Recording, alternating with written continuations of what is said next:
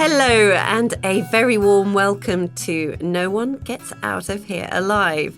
My name is Holly Leon Hawke and I will be taking you on a gentle, sometimes humorous and sometimes challenging meander through the myths, beliefs and ideas around all things end of and after life. Each week you will get to hear what various people's random thoughts are on the big question: what is the meaning of life? If you would like to share your thoughts, please send your voice clips in to me via WhatsApp and I'll do my very best to include them. Also each week there will be a section called Give the Flowers Now, which was inspired by my darling maternal grandfather, Roderick George Balcombe, who would say, don't leave it until the funeral to send flowers. Send people flowers now, telling them what they mean to you and how they have touched your lives. And I would love to hear from you. So if you have some flowers that you would like to send someone, please send me your voice clip telling me who it is and how they have touched your lives, along with your name, email address, and the name and home address of the person you are sending your flowers to. For each person who is featured, I will send some beautiful flowers to that person on your behalf. In this series of podcasts, I will be chatting with a whole range of guests, from sound artists, willow weavers, through to end-of-life doulas, and people who have had near-death experiences to help give you a more holistic, rounded view. It just may be a few new possibilities of how the inevitable can be approached, because remember, no one, not even you, gets out of here alive. Hello and a very warm welcome. Today I have with me David Ditchfield. David is an NDE-inspired artist, composer, near-death experiencer and author. A few years ago, David was dragged under a speeding train in a freak accident. As the surgeons fought to save his life, he had a profound near-death experience. When he woke up in hospital, he found he had acquired astonishing new abilities. The first, an ability to create dramatic paintings of what he'd seen in the afterlife. The second, the ability to compose classical music, despite being unable to read or write any musical notation to this day. His debut symphony premiered at a sellout orchestral concert to a standing ovation. He has since composed further classical works, also premiered at sellout performances, and continues to paint and compose. His book, Shine On, tells his remarkable story. Now, I first met David when he came to facilitate at a retreat I hosted in southern France a few years ago for people working with the dying. I had an incredible experience within the workshop he did with us all, and I'll share that with you later. But first, without further ado, hello, David, and so lovely to see you again. You too. Great to see you. Really Thank you lovely. for having me along. Thank you. Yes, we've both been sort of busy getting here, haven't we? But we're just settling in and making ourselves comfortable. But yeah. Remind me, David, when was your book released? It came out last year in June the 26th. Yeah. So, right in the middle of the pandemic. So, which worked out fine. How have book sales gone on that? Really good, actually, really well, better than expected. So we were the best-selling book in our publishers for last year's releases. So really, we did, So we're really pleased. I had no idea how it was all going to pan out. Once this time last year, we were getting ready to launch it, and I thought, wow, what's going to happen? But it was fine because, first of all, everyone can order from Amazon, obviously, which is perfect. And secondly, it meant that I was able to reach out to many people via doing Zoom links like this. And it meant I didn't have to travel too far, which was great. I could go to all far corners of the world and talk to people and from the comfort of my own home and not have the expense of flying. Yeah. And people had more time to be able to read and enjoy your book as well. That's true, yeah. And I think the feedback I've been getting is really that it's helped a lot of people in these times because because of what's happening, it's brought out a lot of fear of death and made people think about it more, So the book has been uplifting for a lot, which is great. It's what I'd like. Yeah. And how long ago did you start writing it? Oh, that's a good question. It's a good few years back Mm, when I started writing it with a co-writer mm, because I'm dyslexic, so I never thought I'd be able to actually put this story together in book form, though I always wanted to. mm, So yeah, so there was a lot of, it was the first book that either of us had written. So obviously we needed to learn our craft. But in all fairness, we just didn't worry too much about it. mm, We let, our guides, as it were, guide us forward and let it all unfold organically. And then the rest fell into place. Of course, we had some advice, and we were told, yeah, it'd be really good if you could put that chapter there and that one there, and thought, oh yeah, that's good. Yeah, so we did a lot. Well, a lot of it we did ourselves. We made our own decisions mm. on how we wanted it to come together. Lovely. So it's quite a few years. And Yeah. it is beautifully written, and it's really, really engaging. And so you very kindly let me read it before it did even come out, didn't you? That's So right. You were one of the first. I'd had a riding accident and was in a bit of a bad way, and it was, yeah, beautifully written. Really, I can't recommend it enough. So I think it would be really, really good, David, if you could just dive straight in and take us through, in your own time, what happened to you. Where you were before the NDE, the near-death experience, the accident, and etc., and take us on through. Okay. Well, just before the accident itself, I'd been living in London for quite some time, for quite a few years. And, I was basically scraping a living by picking up manual labouring work on construction sites on a day-to-day basis. So it was all sort of cap in hand, if you like, which is very tough because living in London is very expensive and it's very highly competitive. So it wasn't actually that good for my soul. I loved London a lot, don't get me wrong, and I had some really fantastic friends, but a lot of those friends were really successful, and they were working in things like the music industry and stuff like that, and photography. And I thought, wow, I just want to be part of all that, but I never could be. So yeah, so I got to the point where I started running out of money, and I lost my flat, I lost my apartment and everything. And so my sister said, come and stay with us. So I ended up staying a couple of weeks in with her family in Cambridgeshire. And a friend had come up to meet me. I'd only met a couple of weeks prior to this. And we just kind of hit it off, we just got this real good connection. So she was with me and staying for a few nights, and she had to get back to London. So I ended up taking her to the station in Huntington in Cambridgeshire. And it was when I was seeing her off that my life dramatically changed, because I helped her with her bags onto the train car and gave her a hug and a kiss and said goodbye. And then my coat got trapped in the automatic closing doors. And it was I wasn't going to be able to pull it free. And there was no guard on the platform to stop the train from leaving. So it edged out of that station, and then for all of a sudden it was speeding at the station. So I lost my footing, was dragged along the platform edge, and I went between the space of the edge of the platform and the speeding train, and I got pulled, sucked under the wheels. And yeah, it was very frightening and incredibly violent experience. I was conscious throughout the whole thing. I think that's because I went into fight or flight mode, and I decided I was going to fight, and so I kept my consciousness throughout.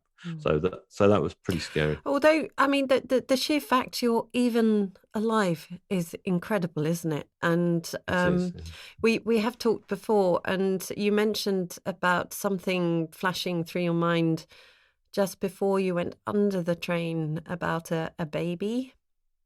Yes, that's right. Yeah, that's absolutely true. It's funny. Time didn't slow down, but it was like it stretched, and I had time to think things through and think what I was going to do next. And I remembered seeing some footage on the news that a couple of weeks ago from that point, and it was where the news item was a small child had been thrown from the third floor of a burning apartment block and landed without any injuries. And they put that down to the fact that infants don't tense up like we do as adults. They remain calm. So I decided to relax my body. I thought, just relax your whole body.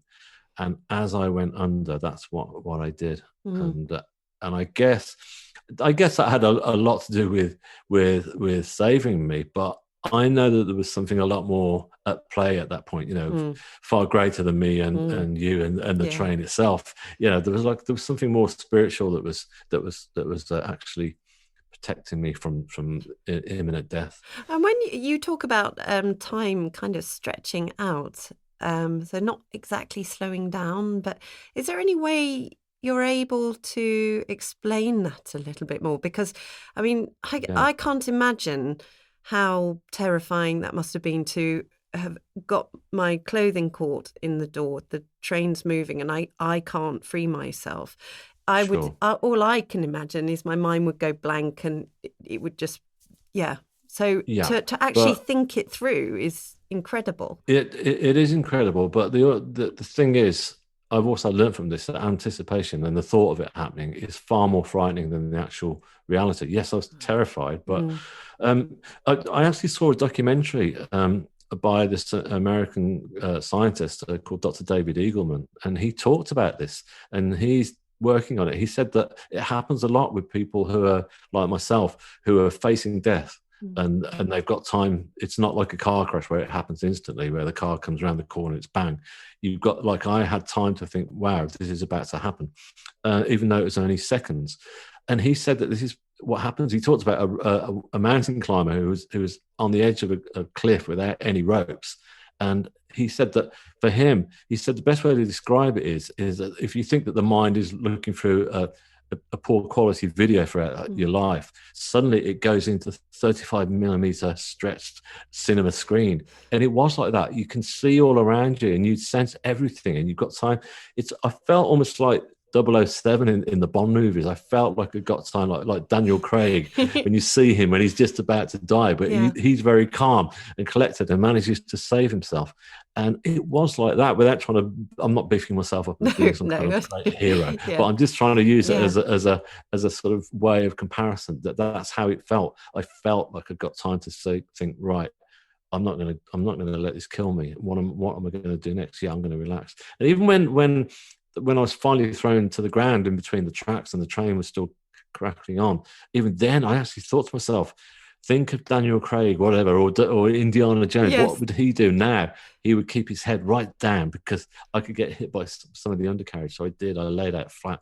Good God. And I was probably right. If I tried to get up or anything, I probably would have got waxed and that would have killed me outright. That's just incredible to have the presence of mind to do that. I mean, I went over the handlebars of my bike when I was about 8, and I do remember as I went over, time did seem to stretch out. It was very weird. I was very aware of that, and then it just. There you go. But it's a bizarre phenomenon, isn't it? That happened, like you say, it does seem to happen to a lot of people who are in very heightened and dangerous situations. Yeah, it does. Yeah. So you're under the train. You're being. Are you being thrown around as the train goes, or you literally managed to? Yeah, I got thrown around relentlessly to start off with. I felt like I was being thrown into a washing machine at full rinse, tossed around. Yeah, it was violent as well. It was a very violent experience. But I felt very much like I was flesh and bones, and this machine, the train felt like a huge mechanical metal beast, and it was just like, it was very frightening. Goodness me. Yeah. So we've talked about this before, and it's a lovely image of when the train finally goes and you feel brave enough to lift your head and you watch the train going off into the distance, don't you? And you talk about seeing the sky and. Yeah, it was a February day, so it was a very cold blue sky, not a cloud. And I just remember looking up at that sky, and I just felt so in touch with nature at that point, because I think it was just, obviously the relief of surviving. But after going through such darkness, it's just like the human body and mind should not have to go through something like that. And it's something that's really, you feel a sense of joy that you've lived, that you've survived it. So and you remained conscious throughout the whole time you were going down That's and right, under. yeah, I Okay. do. And Yeah. so what happened then, David? How? Yeah. Well, the paramedics arrived really quick actually, because there was a small hospital around the corner, so they were able to get there, and they jumped down on the track, cut through my clothes and stuff, and then they somehow managed to get me in an ambulance, which seems mad because it's a crazy drop, it's a very deep drop, and but they did. And then when I got in the back of the ambulance, the doctor turned around and said, "Look, there is a hospital around the corner, but the one that's going to save you is a good 20-25 minute drive. Can you hang on?" I said, "Yeah." So it was very much a case of them saying, stay with us, David, because I was losing a lot of blood. My left arm had been severed, so so there was a lot of blood loss, and so. But I was keen to remain conscious because I knew that was imperative. And then I arrived at the hospital itself, and there was a whole team of medics all waiting for me there, and doctors and nurses, and they're in this big semicircle, and they just I was straight in there, and they got to work on me. And even then, I thought it's not all over yet, because I could hear fear in their voices. I couldn't understand what they were saying because it was all medical talk, And my family arrived; they were there really quick. Again, time seemed really odd. I thought, wow, how did they get here? How did they know? But they were there, and my mother was in tears, and stuff. And I just felt, and I was going, "Mom, I'm so sorry. It's always me bringing trouble to this family, all the dramas." And of course, he said, "It's not your fault," which it wasn't my fault, of course. But that gives you a picture of how I saw myself up until this point. That I felt like I was like a lot of people that I didn't fit in, and I was a failure in life. There was a lot of that there really before. Yeah. So you're in hospital. Yeah. And then you end up popping out of your body. I do indeed, yeah.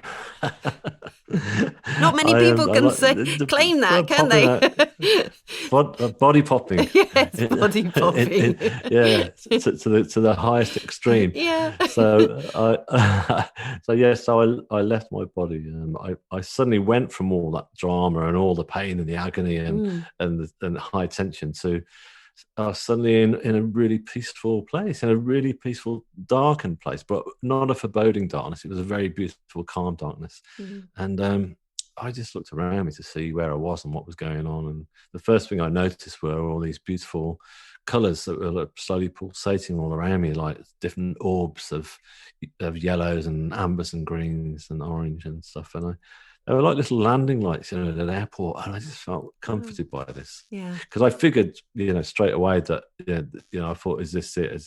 Have I died? Is this it?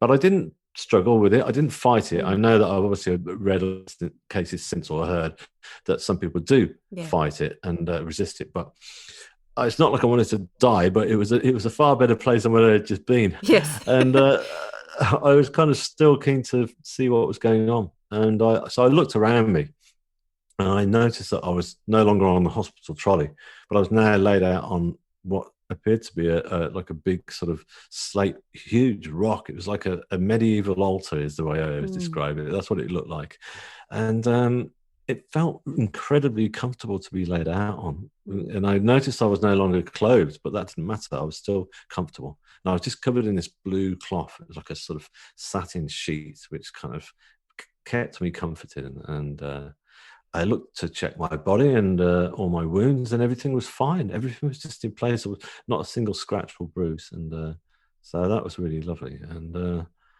I laid back my head and relaxed in this peaceful sort of sphere, as it were. And I looked up, and I saw these three grids of light that would suddenly come in above my head, and it was like a beautiful white, intense light coming from these grids, and they were like symmetrical. And I couldn't take my gaze away from that light because it was just so comforting. It was just making me feel relaxed, and I felt like again there was a healing energy coming from this light that was making me feel, wow, this is good. So I was like bathing in this beauty. Yeah. And then suddenly I felt the presence of somebody that was there. You can sense when somebody's there, can't you? And so I lifted my head, and there was a person just stood at my feet, this beautiful androgynous being with pure white blonde hair and the skin that was radiating light from within. and he or she was just wearing like a simple contemporary black t-shirt, and I thought I felt familiar with this person. I knew their face. I thought, I know you, don't I? Where do I know you from? And I said that out loud, and this person just grinned at me with a reassuring grin and said nothing. But I felt safe and comfortable with this person. I felt like this was my guardian. This was my the keeper to my soul almost. So I felt good about this. Do you think they were your guardian angel? Yes. Yes. Yes. I'd say, I mean, everybody uses different phrases, don't they? But I certainly do. And I also feel like it was my higher self as well, my higher consciousness, because there was this familiarity in this person's face. And I felt like I'd known he or she for not only my whole life, but my previous past lives maybe, or whatever. There was a sense of that there. This person had been with me throughout all my journeys. So yeah, there was a very strong connection. Zoe, who was on the retreat with us, I was talking to her the other day, and she was talking about how she believes our guardian angels are our higher selves. And oh, great! Yeah, that's quite interesting, because I've never really considered that before. And that's quite a thought, isn't it? But it wasn't just one, was it? You had there were a few more turned up at the scene, yes, and and they were. I didn't actually feel that I had the same familiarity with them. Actually, I didn't feel like I knew them, and they were quite interesting. There were two female forms, and it's on either side of me, my left and right, and the one was. Let me just move the phone because I think it's causing a bit of interference. The lady or female to my right was very sort of kind of I suppose European looking, with a simple brown dress on with long brown hair, and the girl to my left was more sort of Asian Indian or American Indian in appearance, and she had like a more traditional sort of creamy white dress on, and they had their hands just hovering over my body. They were just going over every sort of part of my body, every contour. Like they were healing, because the energy that was coming from their hands was just really powerful. It just felt it was a similar energy that was coming from those grids of light, but it was obviously more intense now. And I felt like they were healing me from the trauma that I'd just been through, healing my body, the whole shakeup of it all. But I also felt that they were healing all the wounds, the emotional wounds that I carried throughout my life, and and they were healing all those. The ones that we all carry, baggage as we call it, and they were just peeling off all the layers of all that, sort of hurt and oppression and guilt. Yes. All of that went, so it was great. Beautiful. And now it's time for today's meaning of life. And today it is from my darling friend and teacher, Zoe Toussaint-Winchcombe, who is a transformational therapist. Holly, the meaning of life to me is love, sharing, caring, and community. Working together, cooperating, respecting each other's decisions, choices, lifestyles. I guess there's acceptance woven into that as well. Love, caring, sharing, and community. Let's live that way, darling friend. I love you. So that's the end of part 1. Don't forget to join us next week for part 2. I would like to say a very big thank you for being brave enough to dare to listen to a podcast that talks about something we, as a nation, tend to prefer. Doesn't exist, doesn't apply to our lives. But no, it does. No one gets out of here alive. And being more aware and engaged helps us all to have a more positive experience when the time does come to either us or our family, friends and pets. If you'd like to subscribe, please visit www.hollyleonhawk.com.